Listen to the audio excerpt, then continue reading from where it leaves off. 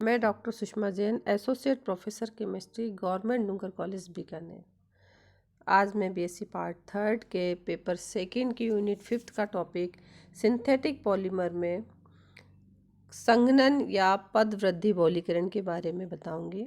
पिछले टर्म में हमने पढ़ा था कि योगात्मक बहुलीकरण या इंग्लिश में हम कहेंगे एडिशन पॉलीमराइजेशन क्या होता है, और एडिशन पॉलीमराइजेशन के द्वारा कौन कौन से पॉलीमर हमें प्राप्त हो सकते हैं।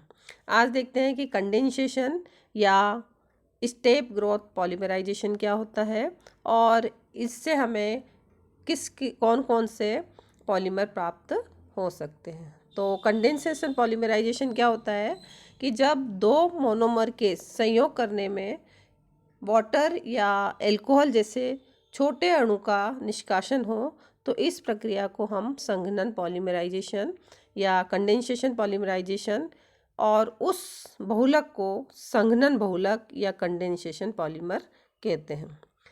कंडेंसेशन पॉलीमराइजेशन की कुछ आवश्यक शर्तें हैं। देखते हैं कौन कौन सी आवश्यक शर्तें हैं। पहली शर्त है कि जो मोनोमर है उसमें कम से कम दो फंक्शनल ग्रुप यानी क्रियात्मक समूह होने चाहिए।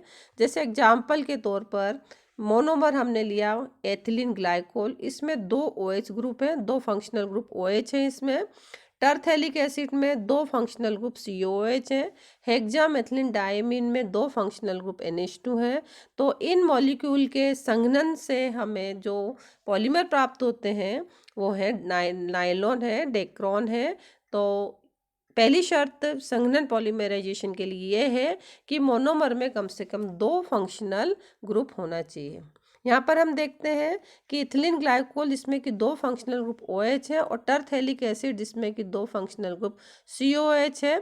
तो 2 मोल इथिलीन ग्लाइकोल के और 1 मोल टरथेलिक एसिड के आपस में संयोग करते हैं और संयोग करके पॉलीएथिलीन टरथेलेट, जिसका कि व्यापारिक नाम है नायलॉन या डेक्रोन है, ये बनाते हैं। तो यहाँ पर जो पहली शर्त थी कि जो मोनोमर है उनमें कम से कम दो फंक्शनल ग्रुप होना चाहिए, वो शर्त यहाँ पूरी हो रही है और पूरी होकर यहाँ पर हमें एक पॉलीमर प्राप्त हो जाता है। दूसरी शर्त ये है कि अणु में दो विपरीत प्रकृति वाले क्रियात्मक समूह होने पर भी कंडेंसेशन पॉलीमराइजेशन की प्रक्रिया संभव हो सकती है। जैसे प्रोटीन का जो निर्माण होता है उसमें एमिनो एसिड के दो मोल आपस में मिलकर डाइपेप्टाइड्स बनाते हैं। एमिनो एसिड में दो फंक्शनल ग्रुप, एक फंक्शनल ग्रुप है NH2 ग्रुप और दूसरा फंक्शनल ग्रुप है COH ग्रुप।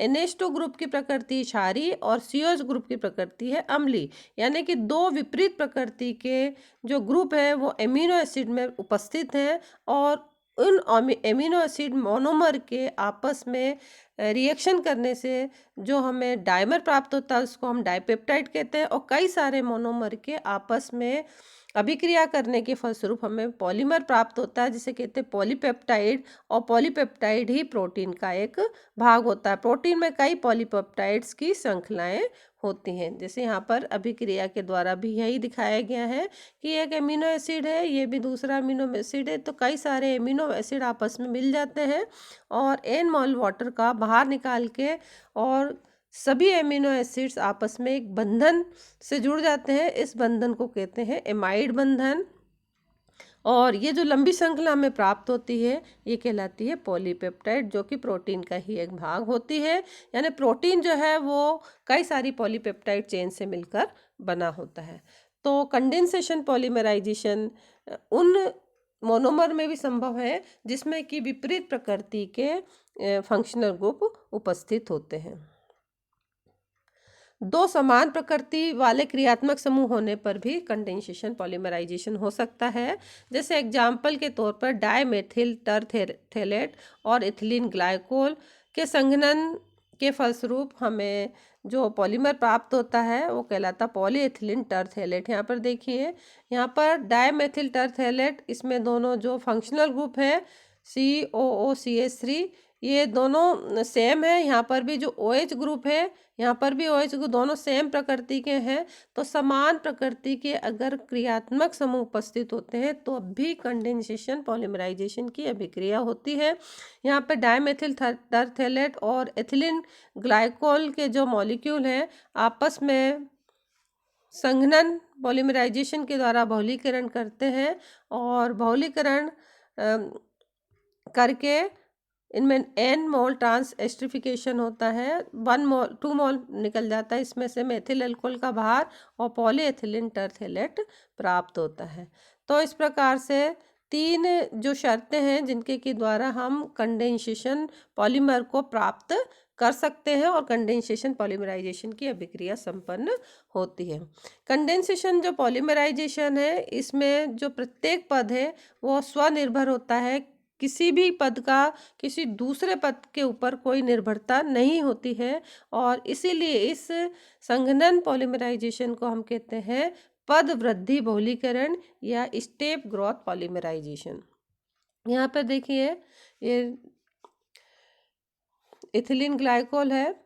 इस इथिलीन ग्लाइकोल की रिएक्शन जब टरथेलिक एसिड के साथ करते हैं तो 1 मोल वाटर का बाहर निकल जाता है और ये एक डाइमर प्राप्त हो जाता है। फिर ये n मोल इथिलीन ग्लाइकोल के साथ रिएक्शन करके और लंबी श्रृंखला बनती जाती है और हमें पॉलीमर प्राप्त होता जाता है। तो यहाँ पर हम देखते हैं कि हर स्टेप का दूसरी स्टेप के साथ कोई लिंक नहीं है, कोई संबंध नहीं है, ये अपने आप में निर्भर है, किसी और पर निर्भर नहीं है। तो इसलिए हम इसको कहते हैं पद वृद्धि बहुलीकरण या स्टेप ग्रोथ पॉलीमराइजेशन। जो कंडेंसेशन रिएक्शन के द्वारा जो पॉलीमर प्राप्त होते हैं उन्हें हम कहते हैं कंडेंसेशन पॉलीमर या संघनन बहुलक। कौन से ऐसे बहुलक हैं जो कि कंडेंसेशन पॉलीमराइजेशन के द्वारा प्राप्त होते हैं?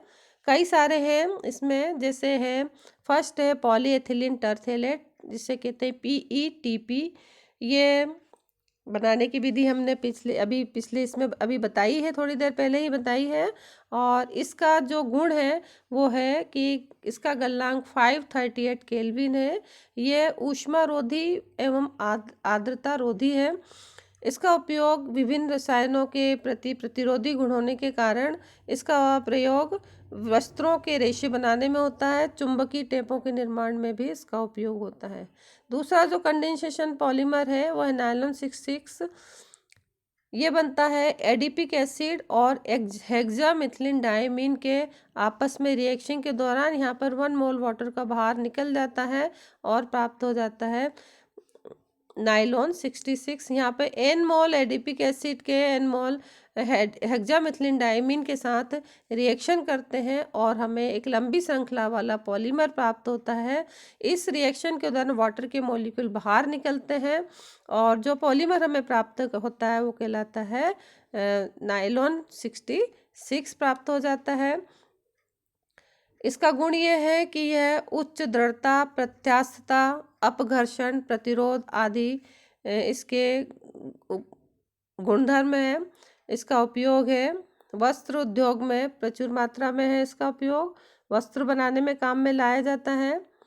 थर्ड जो कंडेंसेशन पॉलीमर है वो है नायलॉन 6 जिसको हम पॉलीकेप्रोलैक्टम भी कहते हैं। ये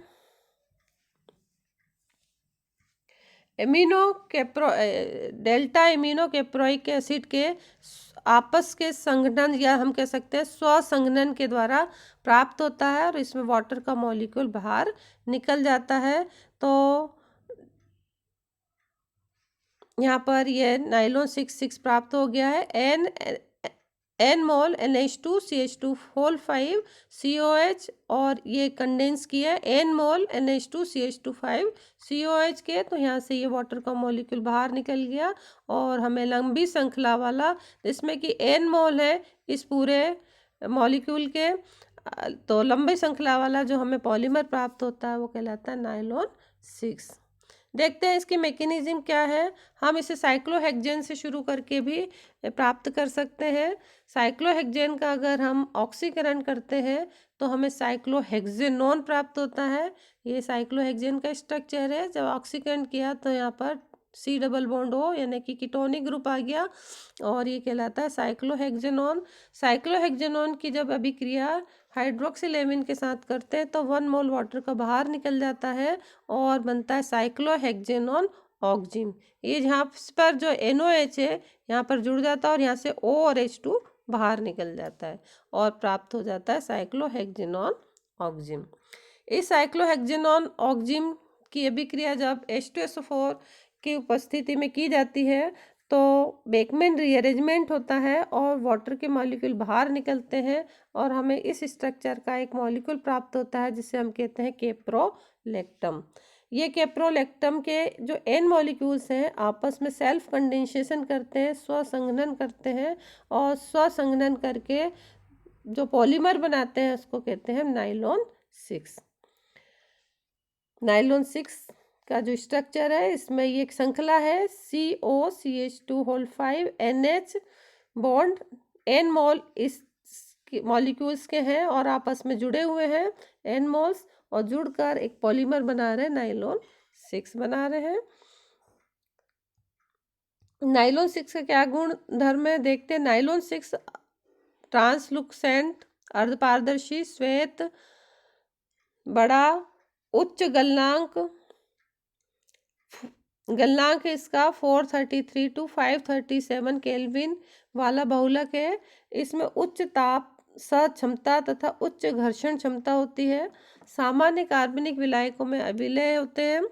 इनमें तन्यता बहुत अधिक होती है और तन्यता बहुत अधिक होने के कारण ही इसका उपयोग रेशे बनाने में होता है।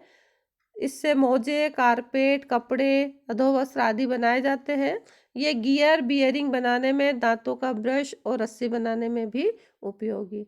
तो इस तरह से हमने 3 कंडेंसेशन पॉलीमर देखे।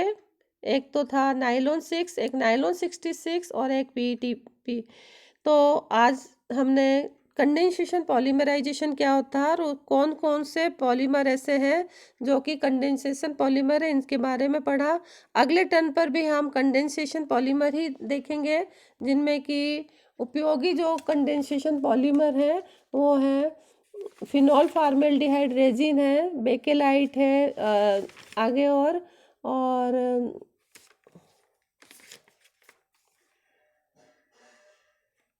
पॉलीयूरेथेन है, इपॉक्सी रेजिन है। इन सब के बारे में हम अगली बार विस्तृत अध्ययन करेंगे। Thank you.